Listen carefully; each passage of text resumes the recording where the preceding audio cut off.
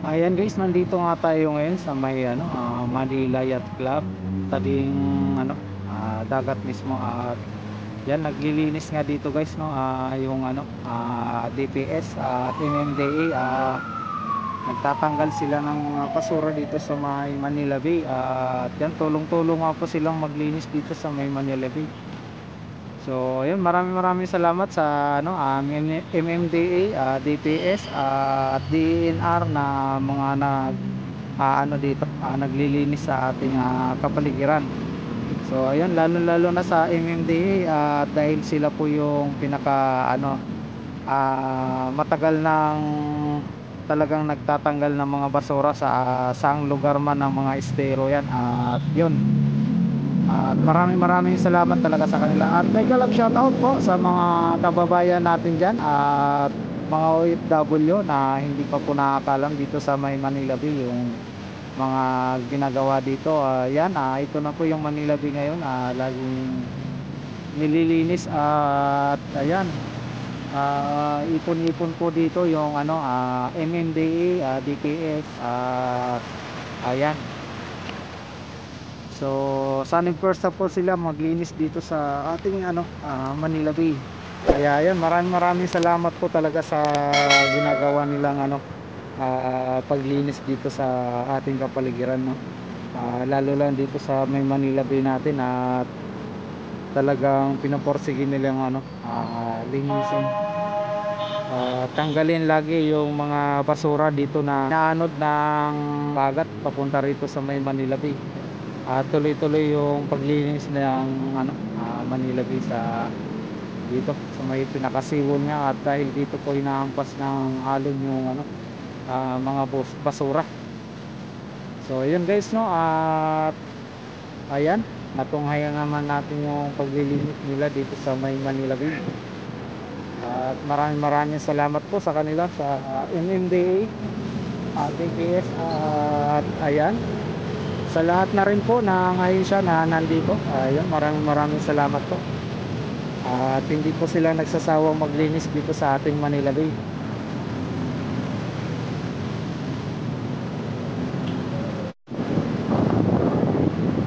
At yan nga guys, no, yung Manila Yacht Club. Ayan, kung mapapansin nyo naman yung dito dati nakakabundok na basura noon, at ayan ngayon wala na po yung basura. Ayan sila yung sa MMDA po yan. Yan sila po yung mga narito lagi at pasipag na naglilinis dito sa ating Manila Bay. At ayan, napakadabis po na meron tayong ganyang mga naglilinis dito sa may Manila Bay. So maraming salamat po sa kanila. At yan sa DPS na rin, sa local government. Mangat yung tubig, high tide. At yan guys, dito tayo sa may Manila Yacht Club. Sipin nyo na lang guys yung sipag nila dito linis ng Manila Bay. At ayan, kahit ganito yung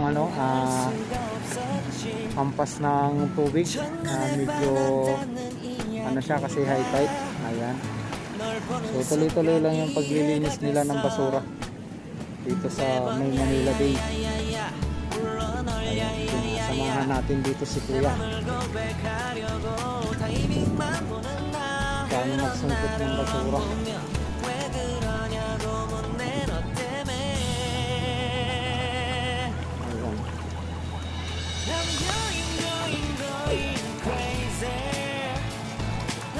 Ayan guys, yung basura dito na nakukuha. Good morning. Ayan guys, yung basura na yan, kung siguro kung maging disiplinado lang tayo magtapon ng basura, ayan, baka mababawas-bawasan yan.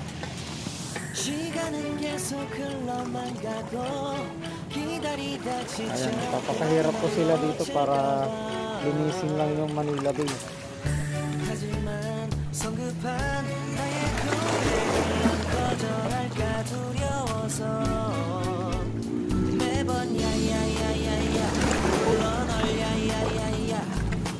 제일 좋아하는 게 뭐냐고 물어본다. 그런 나를 넌 보며 대답 없이 미소만 짓는데 I'm going crazy I'm going crazy 무뎌져 버린 내 So ayan guys, yung paglinis nila dito sa Manila Bay. Dinudukot nila yung basura sa ilalim na mga sinisip-sip. Ayan, at nakaisang sako na nga si Kuya.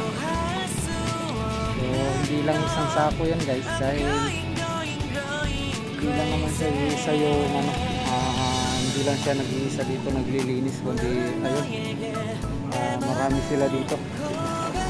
Ayan, at meron din doon.